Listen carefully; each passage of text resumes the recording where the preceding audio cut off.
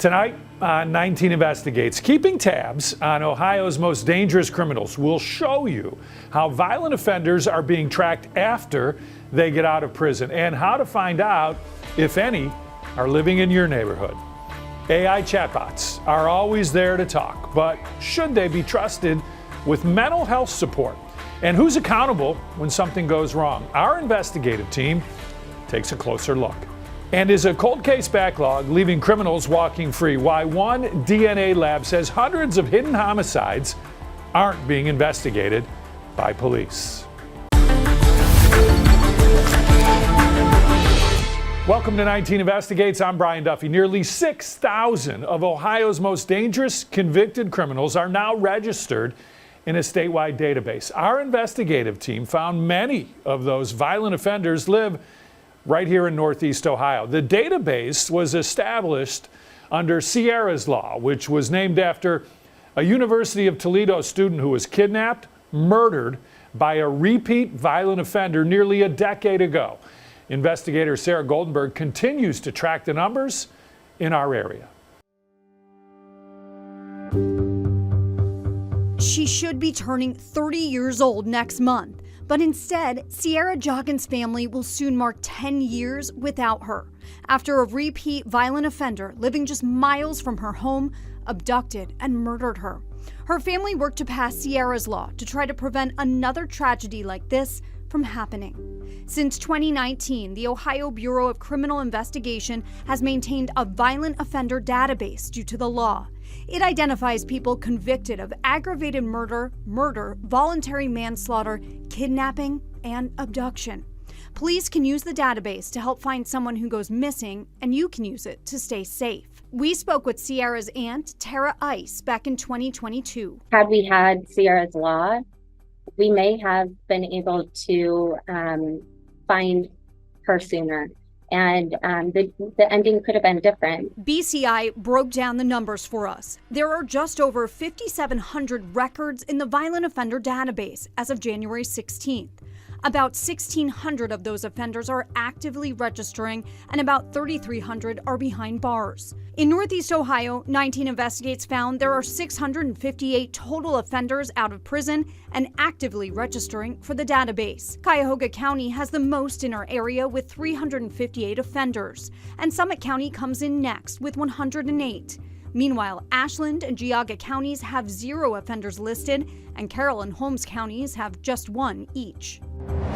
Sierra's Law can help you stay informed and safe. You can request the name, picture, crimes, and address of violent offenders at your local sheriff's office. Sarah Goldenberg, 19 News. I sat down with Sarah earlier this week. We talked more about the violent offender database, but I also asked her how Sierra's family is working to keep her legacy alive. So Sierra Joggins' family really wants her to be remembered for the good in her life and not how she died. And so they started a nonprofit. It's called Justice for Sierra. And their hope is to honor her life and legacy. And their goal is also to make sure that violent offender databases are implemented in states across the country. They want to really see this pick up. They also teach kids and teens self-awareness and self-defense in cities across Ohio and also in schools. So this is a program that they've implemented. They call it the Sierra Strong program. Boy, they've done a lot. Good for them. They have. Thanks, Sarah.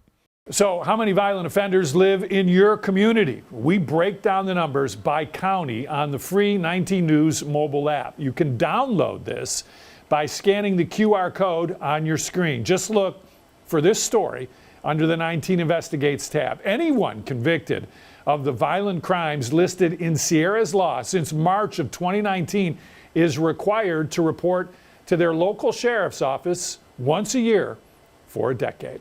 This week, 19 Investigates got an update on that Christmas Day riot at the Summit County Juvenile Detention Center. 5 more teens are now facing charges after police say they ransacked their housing unit and assaulted 2 officers. Investigator Mike Mason obtained exclusive video showing how the 45-minute riot played out. This is exclusive surveillance video that 19 Investigates obtained from the Summit County Detention Center. It shows corrections officers fighting to keep 7 out-of-control teens in check. Now we've learned all 7 of them are facing a range of charges, including aggravated riot, assault, and escape. Police say 18-year-old Jameer Jones is the one who led the Christmas Day riot. It began when 4 teens started ransacking their housing unit. Video shows them tossing tables and chucking chairs as staff watched from behind the glass. When officers tried breaking things up, they say Jones punched one of them in the face and threw another to the ground, while other teens jumped in, punching and kicking the downed officer. Meanwhile, newly obtained video shows a fight breaking out in the hallway. Watch the room to the right as one teen makes a break for the door, while an officer wrestles another one in the hallway. The footage shows multiple teens also beating on that officer while he's down on the floor. Then it takes 2 officers to control this teen in the hallway. 2 minutes later, officers continue struggling with a couple more inmates. In the upper part of your screen, you can see the teens ransacking the room while officers take one to the floor. Here, one is struggling with officers as he tries opening the door to the housing unit, then another teen makes a break for it as he tries getting out. Back in the housing unit, one teen pours some sort of liquid on the floor, while another gets down on his hands and knees and starts smearing it all over. Outside in the hall, a puddle begins to form, but officers don't seem to notice. 30 minutes into the video, one officer appears injured as he kneels down holding his right side. For an entire minute, he struggles to catch his breath. About 45 minutes into the video, 11 officers march into the housing unit, putting an end to the wild ruckus. The ages of these 7 teens range from 14 to 18 years old. We're told that 18-year-old and at least one other teen will be tried as adults. Their hearings are set to begin later next week, and we'll, of course, keep you posted. Mike Mason, 19 News. More Americans are turning to AI chatbots for advice and support, including for mental health. That's raising new questions now about safety, oversight, and who's accountable when something goes wrong. Carice Jackman has details from a recent House hearing examining what guardrails may be needed. We've seen the examples and heard from families of the harm that their children have met in terms of their fate in engaging, but we have not moved to do the type of legislating that would mitigate those damages. On Capitol Hill, a House Energy and Commerce subcommittee is taking a closer look at AI chatbots, how people are using them, and where lawmakers see risk. Democratic Representative Yvette Clarke of New York is a ranking member of the subcommittee.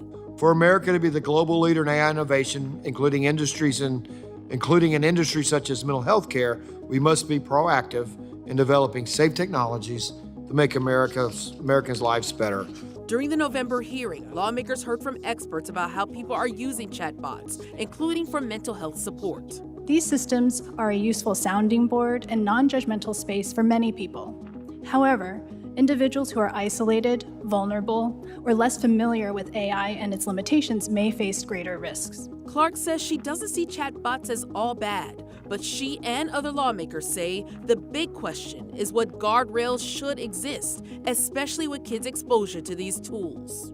Someone, unfortunately, is profiting from the fact that the ecosystem of AI technology and just use of the internet can generate great wealth at the expense of the health and well-being of the people who have made it possible for them to gain that wealth. The debate is also playing out at the White House. In December, President Trump signed an executive order calling for a minimally burdensome national AI framework and warning a patchwork of state laws could create different requirements. The order also directs the Justice Department to form an AI litigation task force to challenge some state AI laws the administration says conflict with its policy goals. With this Watching Your Wallet, I'm Carice Jackman. A 19 consumer alert now. Millions of Americans are struggling with credit card debt. Many people have actually made fixing their credit and digging out of their debt their New Year's resolution. Consumer investigator Jen Picciano outlines your rights when you're up against aggressive debt collectors. Rocky River mother Christine Yon was facing tens of thousands of dollars in credit card debt. They'd put car repairs on plastic, and it snowballed quickly. And then eventually those monthly payments were much more than I could afford. with all that interest and stuff. And then it was getting to a point that and it was multiple credit cards too. Jan's story is a familiar one. A new report from LendingTree shows that 41% of consumers are still digging out from last year's bills. In Ohio, the average consumer is more than $6,200 in debt, according to WalletHub. Now, your credit takes a hit when you're 30 days late on a bill. Then again, it's 60 and 90 days. And that, says Thomas Nitsche of Money Management International, is when debt collectors begin to call. It's really important on an incoming call not to give out any information or even confirm that you owe the debt. Every state has its own statute of limitations on debt. Now, that varies by the kind of debt. And if someone is calling you about an older debt, even acknowledging it can reset that clock. Instead, Nitsche says, ask the debt collector the questions and request validation of the debt. And that just means that they have to send you in writing, what is this about? What was the original debt? Who did I owe? How much? Debt collectors have to follow the rules of their industry. You cannot be harassed. They can't call more than 7 times in a week or call after 9 p.m. or before 8 a.m. If they're using vulgar language, or if they are being overly aggressive or claiming that they're going to send the police to your house, or they're going to tell your spouse about the debt or something like that, that's all illegal behaviors. Keep records, find out who you're talking to and the phone numbers they're calling from, and report it to the FTC. Even if you would talk to somebody on the phone and be like, I just talked to someone like an hour ago, it was still calling and nonstop calling and this and that and stuff in the mail. And it was becoming overwhelming. Facing 6 maxed out credit cards, Christine enlisted the help of MMI to act as her advocate against aggressive debt collectors and to help her dig out of her looming debt. So far, it's going smoothly. And one thing I do get updates on, it really helped out the credit score. I don't get harassed by them anymore. She says don't let stigma or shame keep you from asking for help. MMI counselors also recommend that people explore the Reddit debt-free community or even tools like ChatGPT to help you find things that are working for other people who are in the same situation that you are. Jen Pachano, 19 News. Is a backlog of John and Jane Doe cases leaving criminals walking free. One DNA lab says hundreds of unidentified cases may be murders, but they aren't being investigated. Coming up next, 19 Investigates looks at these so-called hidden homicides. Plus, more consumers are stealing from self-checkout lanes, with many saying higher prices are to blame. But you may be surprised to find out who's taking stuff without scanning. The story is still ahead.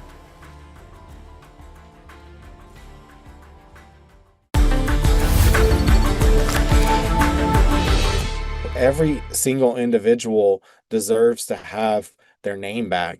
And for those that die at the hands of others, those individuals deserve to be held accountable. Several hundred more cold case homicides could be out there, not being investigated, leaving families without answers and criminals simply walking free. And clearing the backlog of John and Jane Doe cases could reveal those homicides, according to a powerful DNA lab that's working to identify them. Investigator Sarah Goldenberg continues to shine a light on these cases in Ohio in our series, Unidentified. She has a look at these so-called hidden homicides and what needs to change to solve them.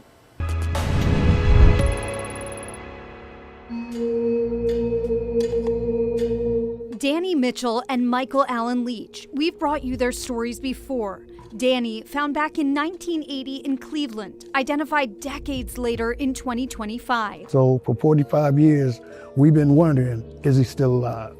Is he dead, Michael, found in 2020 in Canton. His name finally uncovered in 2024. Their deaths now believed to be homicides after their identification with advanced DNA and genealogy. About 100 John and Jane Does remain unidentified in Ohio. Across the country, more than 15,000 unidentified remains cases are listed in NamUs, the National Missing and Unidentified Persons System, a publicly accessible database established by the Department of Justice. But experts believe this is a major underestimate. It's been described as a silent mass disaster, and it's our belief that the resolution of these John and Jane Doe cases are important for social and humanitarian efforts, as well as to bring justice and to provide answers for families, victims, and law enforcement. Colby Lauzion is chief of staff at Othram, a powerful DNA lab in the Houston area,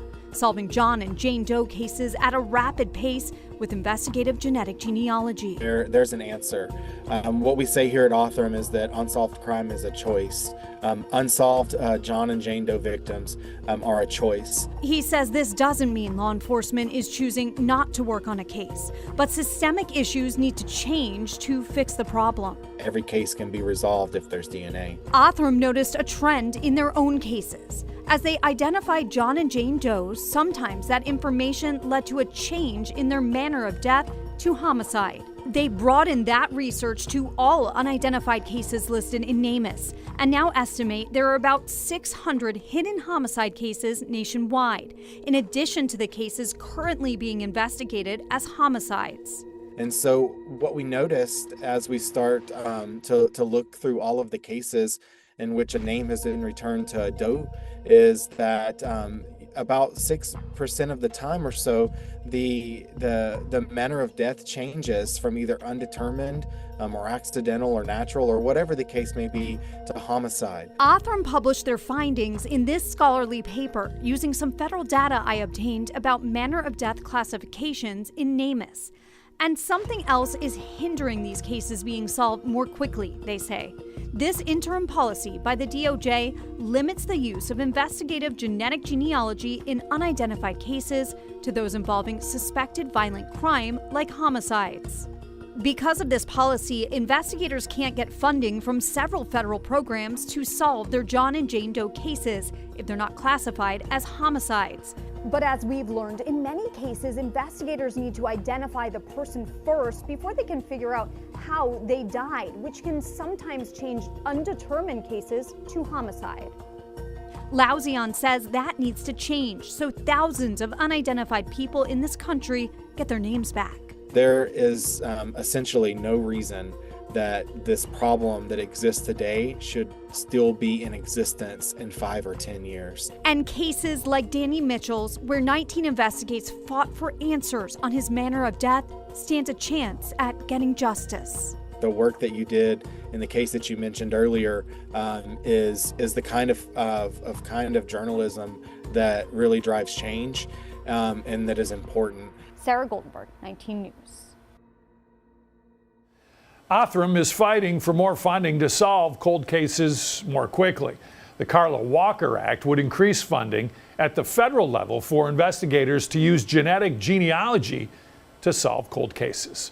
We've profiled several John and Jane Doe cases in Northeast Ohio in our series Unidentified. Their stories are streaming now on the free 19 News Plus app for your Roku, Amazon, and Apple Smart TVs. 19 Investigates is tracking a crime trend in the checkout line. Self-checkout can be especially convenient when lines are long and you're only buying a couple of things. But it's also providing more opportunities for people to simply help themselves without paying. Consumer investigator Rachel DePompa breaks down why more customers are stealing at the self-checkout. According to research from LendingTree, 27% of Americans, or 1 in 4, admit they have stolen at least one item while using a self-checkout. Matt Schultz with LendingTree says that's double the number from just a couple of years ago. He says you even may have noticed more self-checkout counters being closed when you go to pay. He says businesses are definitely taking a second look at using self-pay. Even though they may be able to save some money on labor and that sort of thing by using these self-checkout tools, you have to wonder if the amount of theft that is going on through these self-checkout counters is worth the money for businesses. Schultz says what's interesting here is many say they're taking everyday essentials rather than luxury goods. The survey of more than 2,000 people found 47% point to unaffordable necessities, while 46% blame rising prices tied to tariffs as the driving reason behind their decision to steal. This isn't really about thrill seeking. This is about people looking for a way to combat high prices, and they're buying things like food and drink and healthcare and beauty care stuff. It's not like they're walking through the door with a Nintendo Switch and a diamond necklace. Schultz says the theft is also not always intentional. He says a third of people in the survey also say they inadvertently walked out with merchandise at the self-checkout. With this Watching Your Wallet, I'm Rachel DePompa. So who exactly is stealing from self-checkout? According to the Lending Tree survey by age group, millennials and Gen Zers are the most likely to have stolen intentionally at least once. And how about this? People earning $100,000 or more are stealing at a rate much higher than those who earn less than $50,000. The survey also found men are more than twice as likely as women to steal. New results from the nation's report card show reading scores are slipping again across the country. Dozens of states, including Ohio, are now asking for advice from Mississippi, a state that used to rank near the absolute bottom for reading and had a major turnaround. Andy Parati looks at the policies behind their progress.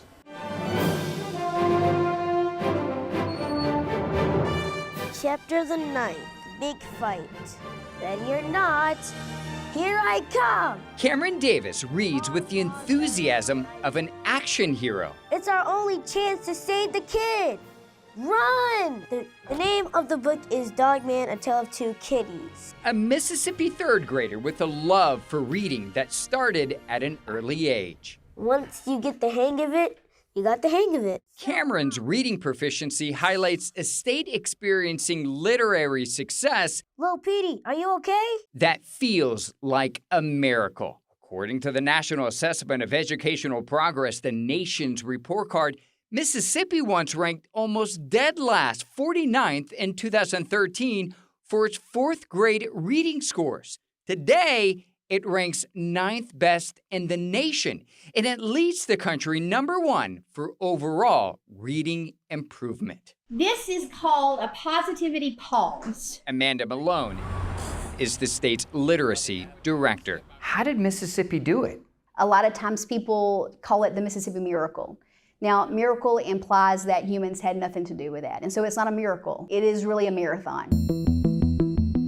That marathon started in 2013 when state lawmakers passed sweeping legislation, which includes funding literacy coaches to help teachers in the classroom, retraining teachers in science-based reading instruction, and passing a law requiring third graders must read at grade level before they're promoted to the fourth grade.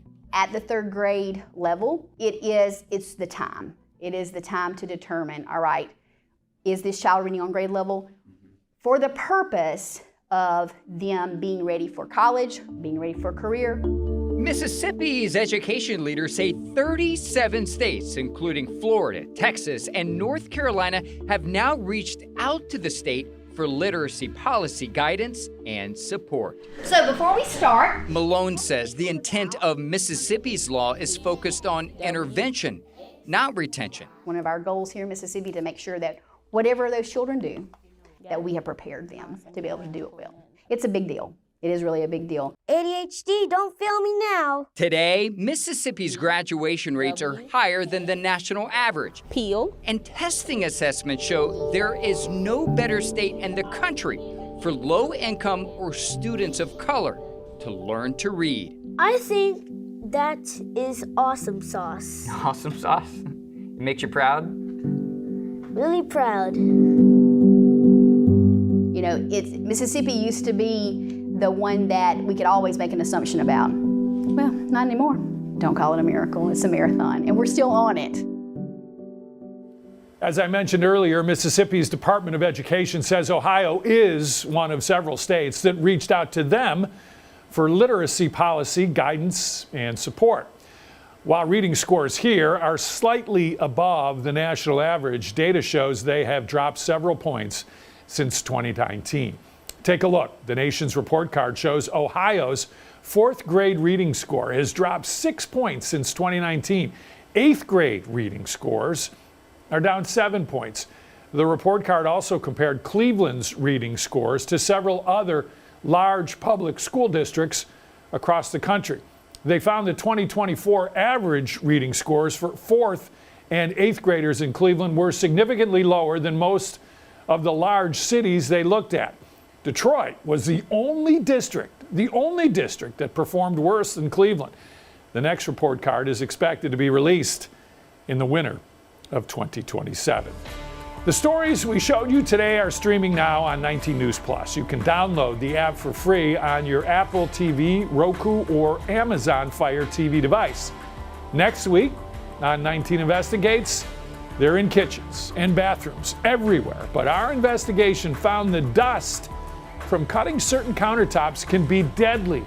That story, plus new technology that's helping lost pets find their way back home. That's all coming up next week on 19 Investigates. I'm Brian Duffy. Thanks for watching.